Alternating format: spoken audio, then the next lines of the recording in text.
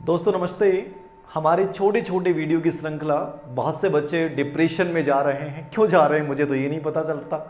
आप लोग छोटी छोटी चीज़ों को लेकर इतना तनावग्रस्त हो जाते हो, फिर मेरे पास मैसेज आते हैं कि सर ये हो रहा है, बहुत डर लग रहा है। ऐसे न्यूज़ें शेयर की जाती हैं कि रीट का एक बच्ची जो है उसकी डेथ हो गई, अब देखो सर हमें तो बहुत डर लग रहा है, क्या होगा। अरे इतना कैसे डर सकते हो आप लोग, पता नहीं क्यों डरते हो, मुझे तो ये समझ में नहीं आता। सावधानी रखिए, बचना है लेकिन डरना नहीं है। बार बार मैं चीज़ें बोलता हूं कि डर दिमाग में बैठ गया तो पहले से आप इतने कमज़ोर हो जाओगे, आपकी इम्यूनिटी इतनी कमज़ोर हो जाएगी कि कोई भी बीमारी, चाहे वो छोटी सी भी क्यों नहीं हो, वो आपको अपने सिकंजे में ले लेगी और आप हारना शुरू हो जाओगे। और ज़िंदगी में याद रखना, यदि मजबूत बने रहोगे तो चाहे कितनी भी बड़ी चीज़ें क्यों नहीं हो जाए, आप कभी हार नहीं सकते। कभी भी देखिएगा किसी लोहार के बच्चे को, किसी बावरी के बच्चे को कितनी मस्ती के साथ झूलता है, उसे फिक्र नहीं होती कि बाहर क्या हो रहा है, कौन सी बीमारी फैल रही है, क्योंकि उसके दिमाग में डर नहीं है। उसके दिमाग में क्या नहीं है, डर नहीं है। हम डर डर के पहले मर जाते हैं। तो डर को निकालिए। आज एक एनसीईआरटी का, बहुत से बच्चे कहते हैं कि सर रिट 18 में कुछ नई चीजें आई थी।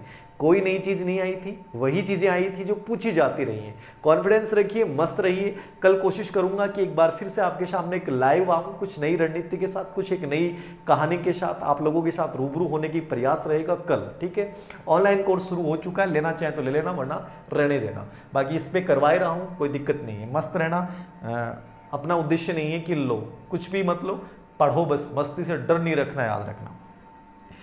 एनसीईआरटी का कॉन्सेप्ट है ये। एनसीईआरटी की सब चीज़ें करवा दूंगा, मत चिंता लेना। अधिगम असहायतापन, कॉन्सेप्ट क्या है? अधिगम असहायतापन। तो एनसीईआरटी की अपनी जो साइकोलॉजी की बुक्स हैं वहाँ पे अधिगम असहायतापन की चर्चा है। अधिगम असहायतापन क्या है? देखिए, पहली चीज़ आपको देखनी है कि कॉन्सेप्ट किसने दिया है। तो ये कॉन्सेप्ट दिया है सेलिगमैन और मायर ने। किसने दिया है? सेलिगमैन और मायर ने ये कॉन्सेप्ट दिया था। और इन्होंने जो प्रयोग किया था वो किस पे किया था? कुत्ते पे प्रयोग किया था।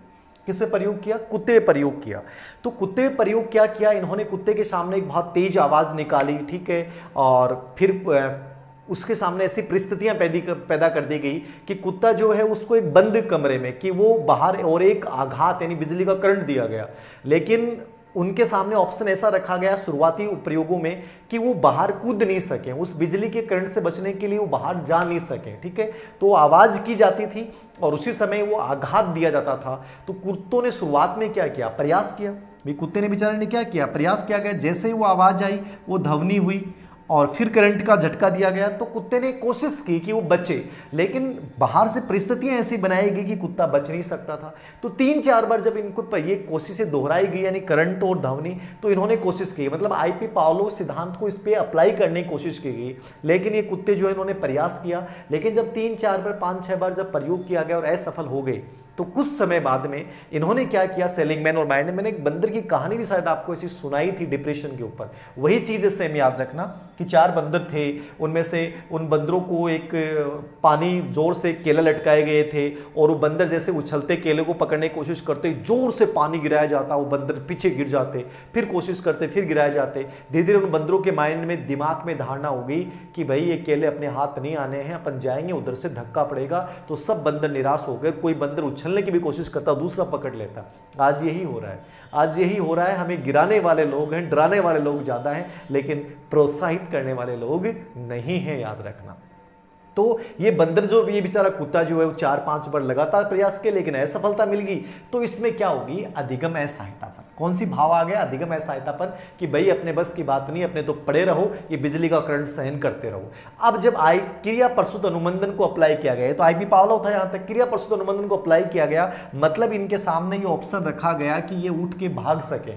वो रास्ता जो बंद किया गया था वो रास्ता खोला गया, लेकिन जब ये ध्वनि और ये आघात दिया गया तो इन कुत्तों ने कोई प्रयास ही नहीं किया कि भाई लगाते रहो झटके, हमने तो पहले इतने सहन कर लिए, पहले कोशिश की थी, उनमें असफलता मिल गई, तो अब कोशिश भी कर लेंगे तो क्या है, लास्ट में होना तो वही है, तो करंट आता जाए। मतलब इनको एक प्रकार से क्या बन गई इनकी, आपने मन में हार मान ली, और जब आदमी मन में हार मान लेता है, दुनिया की कोई ताकत उसको जिता नहीं सकती। याद रखना, ये हमारे इंसान की भी कहानी है कि आप एक एग्जाम दी, असफल हो गए, फिर दूसरी बार प्रयास किया, फिर असफल हो गए, तीसरी बार एग्जाम दी, फिर असफल हो गए, चौथी 5वीं बार, अरे भाई हर बार होना तो वही है, रिजल्ट तो वही आना है, असफल तो होना ही है, इससे अच्छा क्यों दें यार, रिजल्ट मेरा तो भाग्य ही खराब है। कुछ लगातार प्रयासों के बाद हमारे अंदर ये फीलिंग आ जाती है, कौन सी, अधिगम असहायतापन का भाव आ जाता है कि मैं तो कर ही नहीं सकता, मैं तो जीत ही नहीं सकता, मैं तो कुछ कर ही नहीं सकता।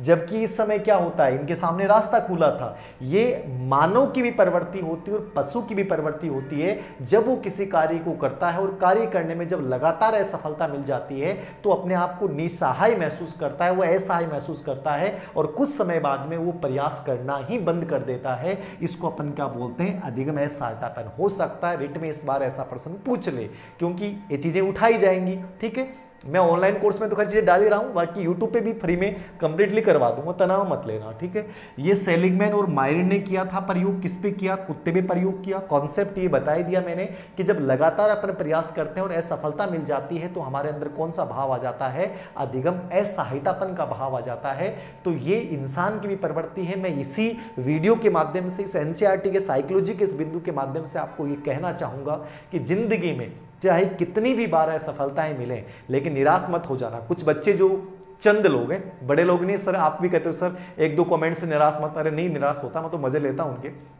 वो बच्चे कहते हैं सर आप पढ़ाई के वीडियो तो छोटे छोटे लाते हो, मोटिवेशनल वीडियो बड़े लाते हो। मेरे चैनल का उद्देश्य केवल मोटिवेशनल था, मैंने बनाया भी मोटिवेशनल था। जो साइकोलॉजी पढ़ाता हूँ इसलिए डाल देता हूँ। याद रखना ये चैनल ये लोगों की जिंदगी बदलने के लिए बनाया गया है। हमारा उद्देश्य ये है लाइफ को बदलना है। साइकोलॉजी को तो बहुत सारे चैनल बने हुए हैं, देखो ना वहाँ पे कितना कंटेंट भरा पड़ा है, याद रखना दुनिया भर का देख सकते हो। लेकिन मोटिवेशन ये बहुत ज़रूरी है, क्योंकि लोग इतने निराश हो चुके हैं, लोग इतने टूट चुके हैं। मैं किसी बच्चे में अधिगम असहायतापन का भाव पैदा नहीं होने दूंगा अंतिम सांस तक। याद रखना, जहां तक मेरी चलेगी मैं किसी बच्चे को इन कुत्तों की तरह टूटने नहीं दूंगा, इन कुत्तों की तरह बिखरने नहीं दूंगा। जब तक वो सफल नहीं बन जाएंगे तब तक उनमें वो आग जलाता रहूंगा कि चाहे कितने भी करंट लग जाएं, चाहे कितनी भी असफलताएं मिल जाएं, मेरा बच्चा खड़ा होगा और खड़ा होने के बाद उस दीवार को फांदेगा। और सेलिगमैन और मायर जैसे लोग देखेंगे कि यार ये स्टेमिना भी किसी बच्चे में हो सकती है। क्या होगी? 100% होगी, क्योंकि अधिगम असहायतापन कमजोर लोगों का भाव है, हमारा भाव नहीं है।